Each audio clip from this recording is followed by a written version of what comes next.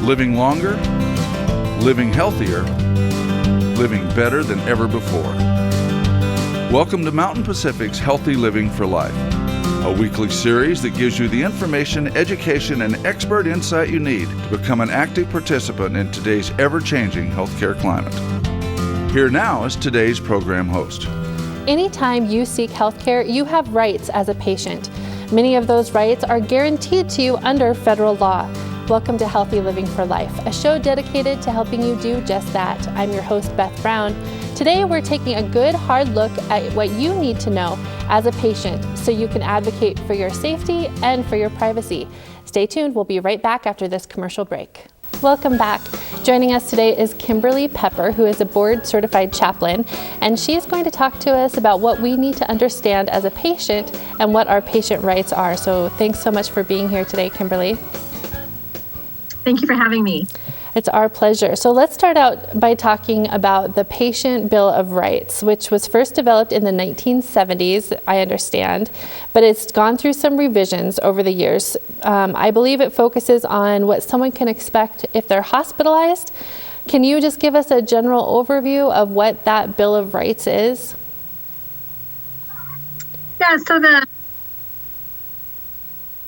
So the Patient Bill of Rights was, as you said, developed in 1973 by the American Hospital Association, and so it was developed with the hope and the expectation that hospitals and healthcare institutions would support these rights in the interest of delivering the very best possible patient care.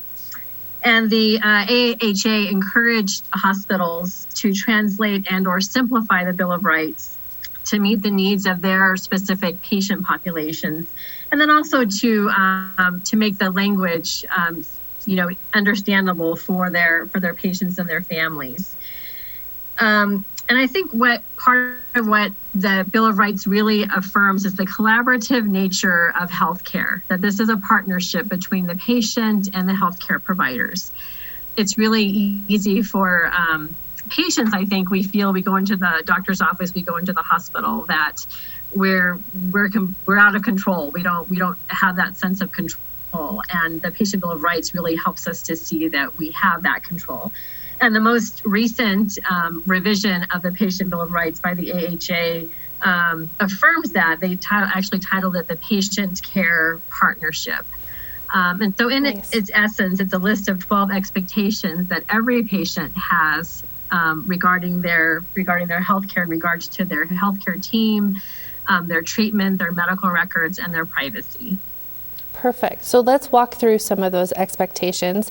One is that patients have the right to informed decisions or to make informed consent. Can you talk about what that means? What's informed consent?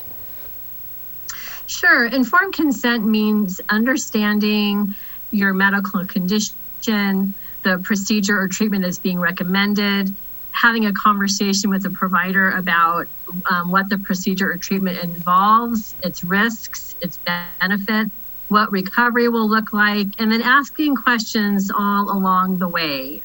If we don't understand the terminology or explanation, being persistent in asking questions, and until we have a complete understanding of what the treatment or procedure is, and what is being recommended and what this is going to look like for us. So does everything that happens in a hospital require informed consent, or is it just for certain procedures? Well, upon admission to a hospital, there's a blanket consent form that is asked to be signed, and that covers treatment and billing and just kind of the general hospital experience.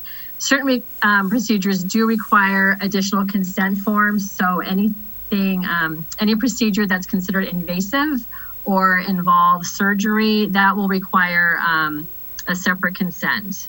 Okay. And you talked earlier about this being a partnership. So when it comes to informed consent, what role would you say the patient plays in that? Asking questions as many times as we need to until we fully understand. I think we've probably all had that experience of being in the provider's office or the hospital, and we can feel that the provider is hurried, and maybe we have more questions than we think, that I don't know if he or she has the time to answer those. But really keep asking until we have a complete understanding of what the procedure is, why it's being recommended, again, its risks and its benefits for us, and how it's going to affect us. And, part of that too can be having someone with us that can be an extra set of eyes and ears and taking notes for us and asking questions as well on our behalf. Okay, can someone refuse consent? And then if they do, what happens? They can absolutely refuse to consent. They can refuse treatment, and that of course will be honored. Then for a specific procedure that won't be, then the procedure won't be done. The provider will, of course, explain the risks of not receiving the treatment. And if the patient still doesn't want that particular procedure, well, then there'll be a conversation between the healthcare team and the patient about other procedures and treatments that can be explored. What can we do? And they'll work to develop a plan of care that will be acceptable to the patient, but also that keeps the patient safe and promotes the patient's healing. Okay, and what if there's an emergency or that person is incapable of giving consent? What happens in that case? Yeah, that's a great question. So in an emergency situation lacking an advance directive, the person will receive stabilizing treatment, and in the meantime, the care team will look for a person who can, by law, make decisions on behalf of the patient. Okay, and then I think we have time for one more question here. So the Patient Bill of Rights also talks about getting considerate and respectful care. What does that mean? I think this is really the heart of the Patient Bill of Rights. It means that the patient has the right to care without regard to race, creed, religion, gender, physical or mental disability, age, national origin, gender, sexual orientation, gender identity or expression, cultural, economic, language, educational background, criminal background, or the source of payment for care. It really means that every person has intrinsic dignity and value and will be treated as such and should be treated as such in the healthcare system. That's great. Okay, Kimberly, thanks. We do need to pause here for a quick break, but we have much more to talk about when it comes to your rights as a patient. Stick around. We'll be back right after this.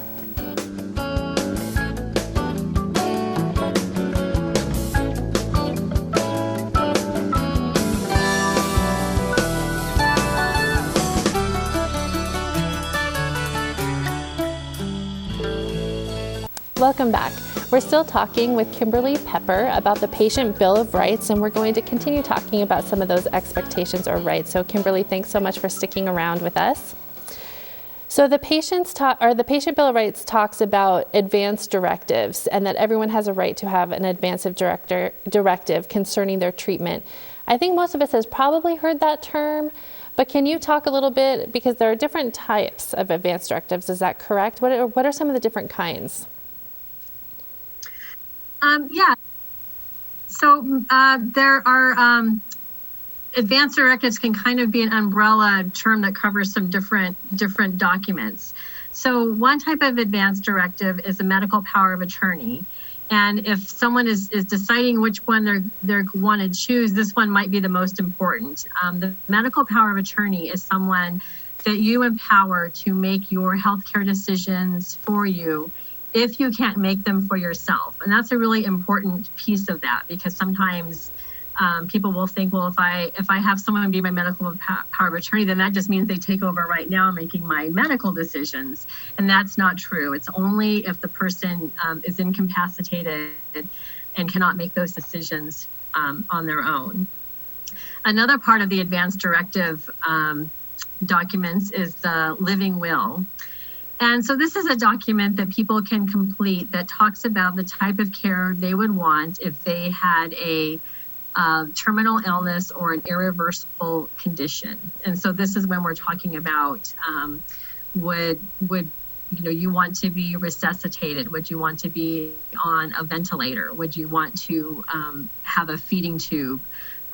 Or receive hydration through IVs. So they're really talking about what they would want as I said, in a terminal or irreversible condition.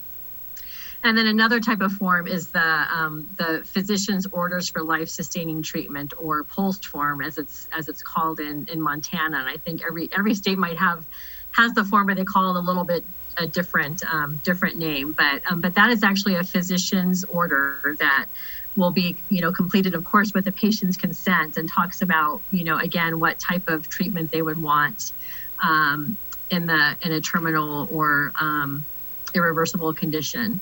The POLST is really a wonderful form for someone who is really frail, and if they're found down at home and unresponsive, if the EMTs come, they're going to have to resuscitate that person, regardless of whether that person has a living will in place that says they wouldn't want to be, resuscitated or a ventilator. So the POLST, carrying that weight of having a physician's order, when that's in the home, then the EMTs can look at that and they can provide the appropriate care to keep the person comfortable in accordance with their wishes. Okay.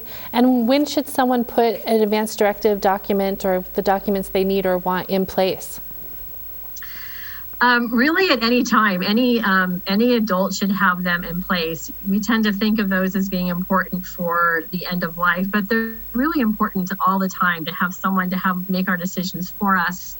And also, just in the event of some major life-altering situation, a major car accident or something like that, it can provide our loved ones guidance about what we would want given certain situations. A POLST form really would be more for someone, the physicians will say, if you expect that person, maybe, you wouldn't be surprised if that person were to die like in the next, within 12 months. It really is more for people who are, with a terminal condition at the end of life. But living will and medical power of attorney, we should all have those in place. Okay. And so if someone wants to put those documents in place and does not have them yet, where do they go? What do they do? How do you go about doing that? They're accessible through so many forums. Of course, through the primary care providers will have them. Hospital systems will have those available, and also you can get them online. Many of the, of course, if you go through your provider or a hospital system, they often have staff who can assist you step by step with completing those documents and answering your questions as you fill them out, because they are, they can be hard to fill out, and you're really thinking through a lot of your own life values, and so it can really help to have someone there to help you navigate that and navigate what's important to you. Okay. And it's also important, once you've made those decisions, to talk with the person talk with your family, talk with your medical power of attorney about what you would want, and make sure you choose someone who will honor your decisions. Yeah, that's some good advice. So moving on down that patient bill of rights, now we'll talk about another one that I know is a big deal for a lot of folks, and that's making sure that you fully understand the financial impact of what is happening with your care, not only immediately, but potential long-term. So the quote, it says, the patient has the right to know the immediate and long-term financial implications of their treatment choices. So how does a person go about understanding that? I'm sorry, you blinked out there a little bit. Were you asking about the continuity of care? No, I'm sorry, about the financial impact of care, and how does someone go about understanding what the financial impact is? Yeah, so that's a really complex question, and so I think we can break that one down into two parts. There's of course those emergent acute situations.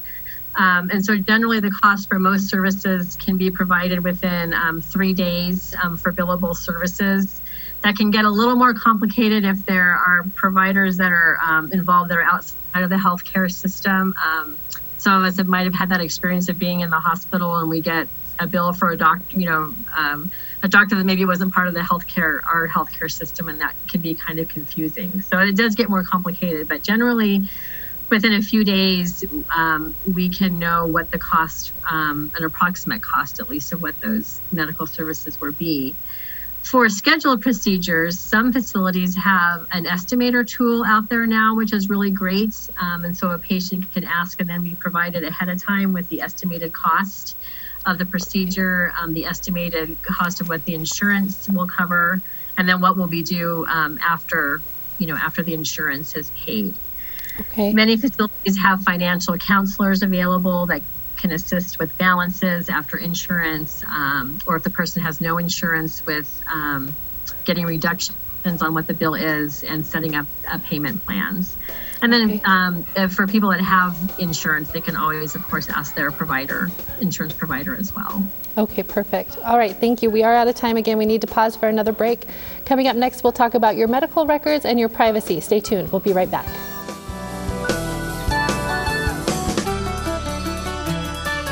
Welcome back to Healthy Living for Life. We're still talking with Kimberly Pepper, who is a board-certified chaplain, and we're continuing on with our discussion about the Patient Bill of Rights. And so let's talk about your right to review your medical records. So what's the benefit of reviewing your medical records, would you say, Kimberly, and how would you go about getting access to them? It's always good to know what's going on with our health. And reviewing our medical record can help us to remember what happened during a doctor's visit or a hospital admission. I think maybe most of us have had that experience of being in the hospital and or being with our doctor in the doctor's office, and we're not feeling well. And so maybe we don't completely remember everything that he or she said. And so looking at the medical record can be a good way to look back and say, oh yeah, the doctor did talk to me, about that. And so to access our medical record, every facility, every health system is going to be a little different. But you would contact the medical records office of the provider or the health system, and then they would take you through those steps. It usually involves requesting an authorization for the release of or authorization for disclosure of healthcare information, then also signing a release of information form. What kind of information might somebody get by looking in their medical record, or is there information that they should not expect to get while looking at their medical record? Well, it's their health history. So it gives the past medical conditions and medications, present medical conditions and medications, the history of provider visits. It's really a great asset for providers for that continuity of care. For referrals. Some of the things that you might expect to see if you missed appointments, you might find that in there. If perhaps someone wasn't compliant with the plan of care, you might find that in there as well. And also you're going to find clinical terminology. These are documents that are written by clinicians, and so there's going to be that clinical language that we might not always understand. So that can be challenging as well. A helpful tool that many health systems are providing now is a patient portal, which doesn't quite have the detail that the medical record does, but it still has the history of visits, test results, and also just what the results of provider visits, and that can be really helpful as well. Again, it's not as detailed, but it's information that's right at your fingertips if you have internet access. Okay, great. And so the Patient Bill of Rights also talks about privacy, and so we'll talk about that, but HIPAA builds on that as well. And HIPAA stands for the Healthcare Insurance Portability and Accountability Act, and people have probably heard of HIPAA before in privacy. Specifically the privacy rule that's under HIPAA. Can you speak to the privacy rule for us a little bit? Sure. The HIPAA privacy rule is a really important part of our healthcare. And it's the major goal of HIPAA was to ensure that individuals' health information is properly protected, but while at the same time allowing for that free flow of information, health information needed to provide and promote high quality health care with those providers who need to know that information. So it seeks to strike that balance that permits that important uses of information while at the same time protecting the privacy of people who are seeking health care. So when can a provider talk about my health care, either to my friends or to my family member? So as long as you don't object, Your healthcare provider is allowed to share or discuss your health information with your family or friends or others involved in your care. Your provider may ask for your permission. They may tell you that he or she plans to discuss the information and give you an opportunity to object, or they may decide using their own professional judgment that you don't object. But in any of these cases, the important thing to remember is that your healthcare provider may only discuss information that the person needs to know about your current care, your current condition. So the provider can't discuss information or your condition with family or friends about other conditions, and they can't discuss it if you ask them not to. Okay, great. That was going to be my next question. So if you do want your health care to just be kept between you and your provider, you would just talk to your provider about that? You would. Now, when you're admitted to the hospital, that's one of the admission questions. And so if you wish your admission to be confidential, then that will be made so. So anyone who would call the hospital to say, is so-and-so there at the hospital, they will not be able to say that you're at the hospital. And that information will be, the confidentiality will remain on not only in your electronic health record, but also the paper chart that's written at kept at the nurse's station. Okay. All right, Kimberly, we're actually just about out of time. If people want more information about their rights or about HIPAA, where do they go? They can go to the Health and Human Services Civil Rights website. They have a lot of information available to help you understand. Sorry about that. To understand HIPAA. And also CMS, Centers for Medicare and Medicaid Services, also has information on their website as well for those who are beneficiaries of those services. Okay, great. Thank you so much for all that information. I appreciate your time today. Welcome. Thank you. Thank you. And thank you for watching today. We hope you'll come back next week and join us again. Until then, stay fit, stay well, and stay healthy for life with Healthy Living for Life. See you next week. Healthy Living for Life is brought to you by Mountain Pacific Quality Health.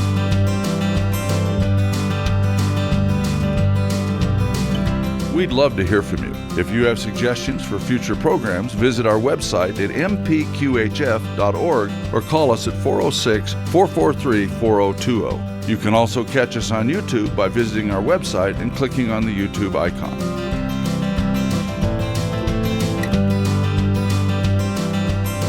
Production facilities provided by Video Express Productions.